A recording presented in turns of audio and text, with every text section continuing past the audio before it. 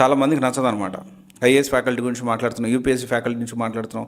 In జనరల్గా చాలామంది ఏమనుకుంటారంటే యూపీఎస్సీ ఫ్యాకల్టీ గురించి మాట్లాడుతున్నాం అంటే వీళ్ళకి దేవుళ్ళు, అసలు అబ్బో గురువు గారు, అబ్బో వీళ్ళు దేవతలు. ఎందుకంటే వీళ్ళ ప్రొజెక్షన్ అలా ఉంటుంది. And at the same time ఒక ఐఏఎస్, ఒక ఐపీఎస్, యూపీఎస్సీ ర్యాంక్ వచ్చిన తర్వాత వీళ్ళు ఇచ్చే బిల్డప్ కూడా అట్లనే ఉంటుంది. మా దగ్గర నుంచే ర్యాంకులు వచ్చాయి. అయితే ఇక్కడ నేను ఈ రెండు టాపిక్స్ తీసుకొని మాట్లాడడానికి ఖచ్చితంగా రీజన్ ఉంది. అంటే జనరల్గా చాలాసార్లు జరిగింది, కానీ రీసెంట్గా ఒక ఇన్స్టిట్యూట్ డైరెక్టర్ ఏం మాస్టర్ ఏం సంగతులు అని చెప్పి మాట్లాడుతూ ఉంటే, నేను ఒక ఫ్యాకల్టీని ఒక సబ్జెక్ట్కి పెట్టాను సార్. పెట్టిన తర్వాత తనకి అడ్వాన్స్ కూడా ఇచ్చాను, 2 లక్షల అడ్వాన్స్ ఇచ్చాను నేను.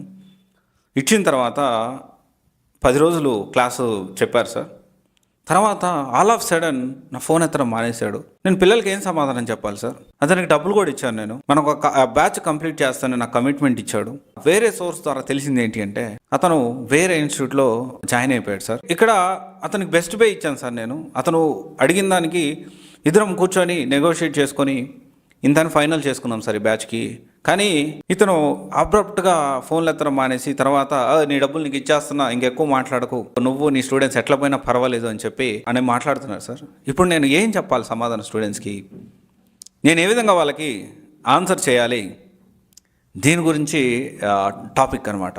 సో ఇక్కడ ఏంటి అంటే కొంతమంది ఐఏఎస్ ఫ్యాకల్టీ ఎలా ఉన్నారంటే వీళ్ళు ఎంత కమర్షియల్ అంటే, నేను ఓపెన్గా చెప్తా ఉన్నా, వీళ్ళ దగ్గర నుంచి పర్సనల్ నెంబర్స్ ఇవ్వడము, బ్యాచ్ అంతా ఫామ్ అయిన తర్వాత 10 రోజులు క్లాసులు చెప్తారు, 1 నెల రోజులు క్లాసులు చెప్తారు, 1 నెల రోజులు బాగా ఇంటెన్సివ్ క్లాసులు చెప్తారు, స్టూడెంట్స్తో ఆహా ఓహా అనిపించుకుంటారు, అబ్బా భలే చెప్తున్నారు, ఈసారి కంటే బాగా ఎవరు చెప్పలేరు అనుకుంటారు. నెల రోజుల తర్వాత ఏం చేస్తారంటే కొంతమంది పెంచమని బెదిరింపు అంటే బ్లాక్మెయిల్ చేయడం మొదలు పెడతారు. ఫ్యాకల్టీ, యూపీఎస్సీ ఫ్యాకల్టీ మన అశోక్ నగర్లో చాలామంది ఉన్నారు, ఇలాగా పెంచమని బ్లాక్మెయిల్ చేస్తారు. ఒకవేళ పెంచలేదు అంటే ఈ ఇన్స్టిట్యూట్ వదిలిపెట్టి ఇంకొక ఇన్స్టిట్యూట్కి వెళ్ళిపోతారు.